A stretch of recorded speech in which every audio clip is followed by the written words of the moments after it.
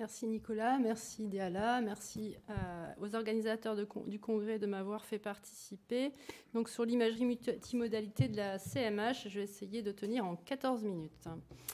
Donc, puisqu'il y a beaucoup de causes possibles de cardiomyopathie hypertrophique, c'est important de pouvoir orienter par différents moyens. Bien sûr, il y a l'interrogatoire, l'examen du patient, l'électrocardiogramme, mais l'imagerie occupe une place importante pour essayer de repérer les causes plutôt sarcomériques, qui sont les plus fréquentes, 40 à 60% des cas, des causes non sarcomériques, qui peuvent être soit génétiques, soit non génétiques, et qui sont plus rares, mais parfois liées à un traitement.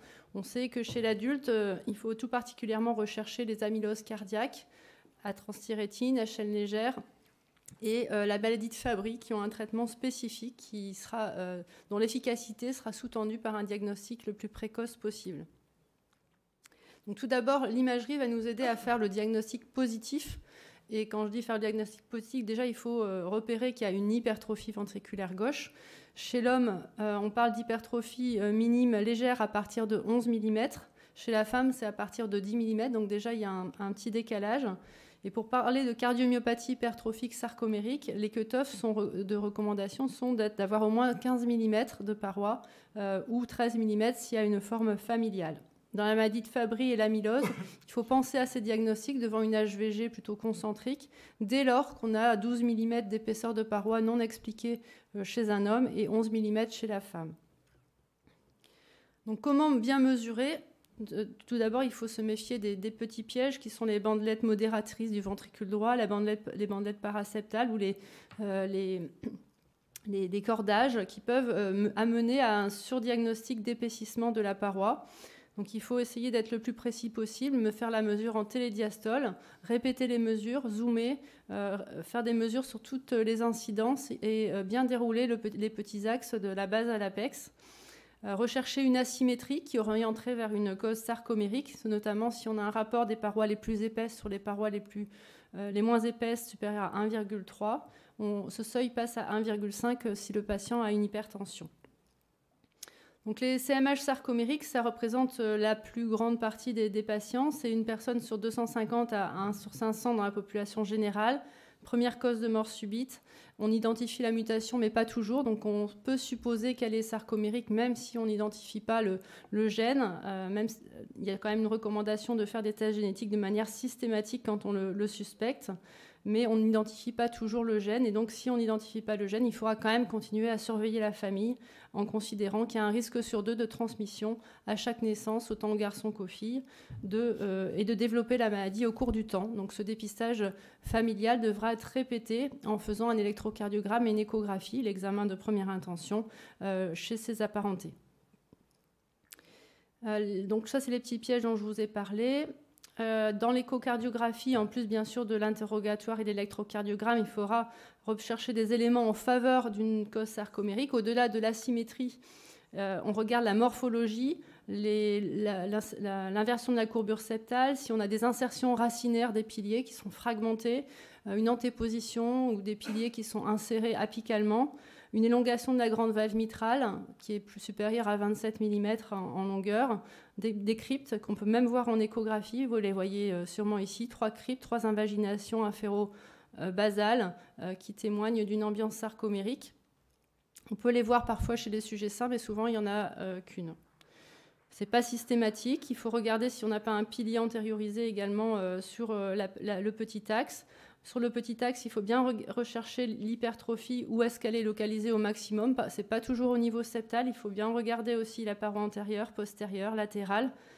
Et puis, on va rechercher une obstruction, même si ce n'est pas réservé qu'au CMH sarcomérique, le fait d'avoir une obstruction, ça penche un petit peu en faveur. En effet, 30% des patients qui ont une CMH sarcomérique vont avoir une obstruction dès le repos et 70% après provocation. L'autre élément important de faire systématiquement devant une HVG ou une CMH, c'est le strain, puisque ça va permettre de nous orienter. Et typiquement, dans la CMH sarcomérique, on aura cet aspect un peu encroché qui touche en fait à des anomalies qui vont toucher les segments basaux du septum. Dans l'amylose cardiaque, au contraire, on va avoir plutôt une hypertrophie plus concentrique qui va être biventriculaire, avec une atteinte également, une infiltration des oreillettes, du septum interauriculaire, des feuillets valvulaires. On peut avoir un épanchement péricardique. Souvent, l'hypertrophie, elle est quand même bien harmonieuse, bien répartie. Et on peut avoir une hypertrophie souvent du ventricule droit qui se mesure en sous-costal. Au-delà de 5 mm, on considère qu'il y a une hypertrophie, mais très souvent dans les amyloses, il y a 7 voire 12 mm d'épaisseur de paroi parfois, et surtout on le visualise très bien les limites, c'est un élément assez marquant. Et le strain, vous voyez, qui peut être à un stade évolué en cocarde, mais justement l'idée c'est de pouvoir diagnostiquer avant qu'on soit en cocarde les patients, et donc avoir des signaux d'alerte autres qui vont nous orienter pour faire le diagnostic. Dans la maladie de Fabry, on a aussi des hypertrophies un peu diffuses, plutôt homogènes, concentriques, qui vont toucher aussi le ventricule droit. La particularité, c'est que le strain va toucher plus souvent au départ la paroi latérale, inférolatérale, zone où va apparaître la fibrose dans la maladie de Fabry, et puis s'étendre petit à petit à d'autres segments, et parfois à un stade évolué, ça donne un aspect en cocarde comme dans l'amylose.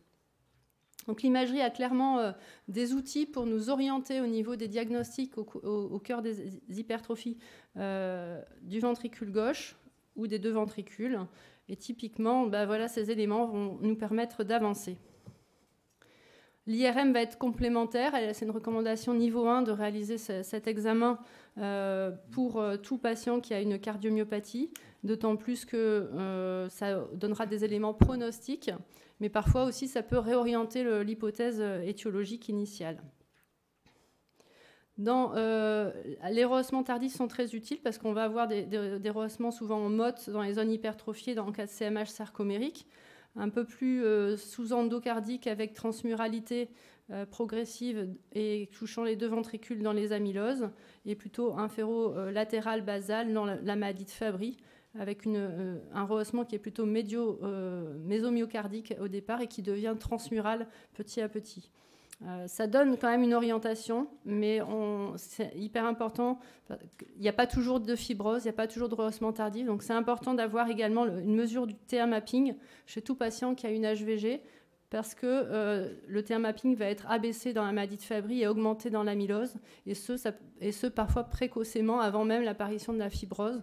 Donc ça va permettre d'orienter et réorienter positivement les diagnostics. Enfin, si on suspecte une amylose cardiaque, on va aller faire une scintigraphie corps entier pour rechercher une hyperfixation. Et si cette hyperfixation est bien confirmée comme étant myocardique, on va avoir donc une suspicion d'amylose cardiaque qu'il va falloir étayer pour orienter soit vers une amylose à chaîne légère, soit vers une amylose à transthyrétine, selon le résultat d'un bilan immuno complet comprenant l'électrophorèse des protéines, l'immunofixation et les chaînes légères, idéalement sanguines et urinaires. C'est important de faire ce diagnostic et surtout d'écarter rapidement l'amylose à chaîne légère. Et puis, il y a l'aspect aussi dans l'imagerie pour le diagnostic étiologique qui peut orienter vers mettre en évidence une sarcoïdose cardiaque. L'hypertrophie n'est pas toujours manifeste, mais en tout cas, on a une hyperfixation, un hypermétabolisme qui est mis en évidence et qui signe une sarcoïdose active et qui permet également un suivi. Donc l'imagerie a un rôle vraiment dans le diagnostic initial, mais également, on va le voir pour rechercher des pathologies plus rares.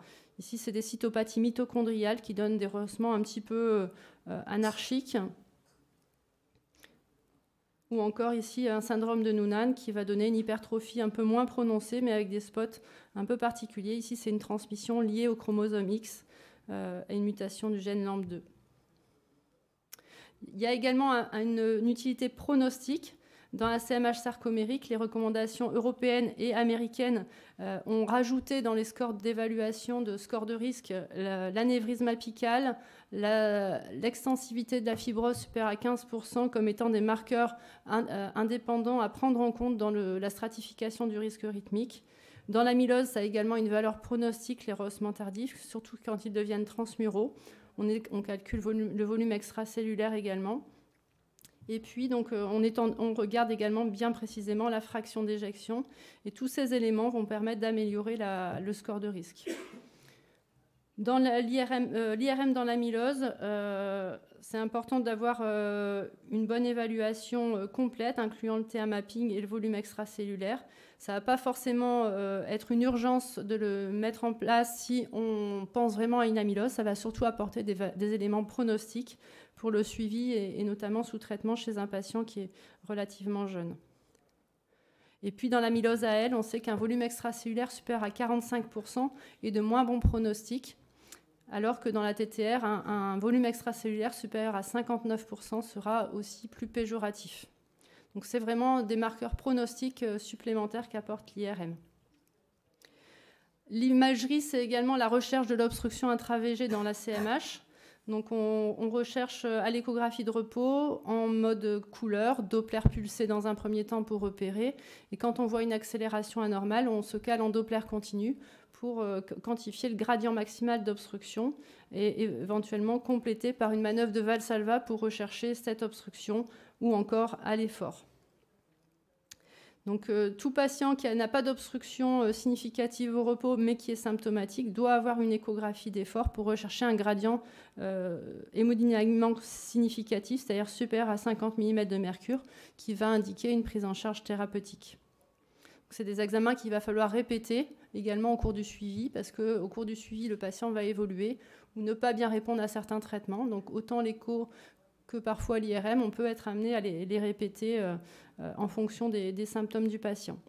Donc c'est une approche multimodale complémentaire que l'imagerie multimodalité dans la CMH. Ça permet d'éviter de louper une étiologie qui aura un traitement spécifique et surtout un pronostic plus défavorable en l'absence de traitement. L'échographie, bien sûr, est en première ligne, couplée toujours à une évaluation clinique et à un électrocardiogramme. Savoir bien rechercher l'obstruction, c'est vraiment important. Bien savoir faire la manœuvre de Valsalva. Bien penser à évaluer le patient en écho d'effort si il y a une indication.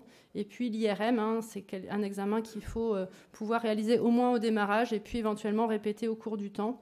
Mais c'est important qu'elle soit interprétée et réalisée par quelqu'un qui connaît bien les cardiomyopathies afin que son usage et son interprétation soient utiles. Donc la valeur pronostique est également notable avec la fibrose. Les seuils vont peut-être diminuer parce que c'est peut-être pas le seuil de 15% qui sera retenu sur les derniers travaux scientifiques. Peut-être que ça sera dès lors de 10%, mais en tout cas, ce qui est important, c'est que les radiologues ou les cardiologues qui font de l'IRM essayent de quantifier du mieux possible cette fibrose. Et je vous remercie de votre attention.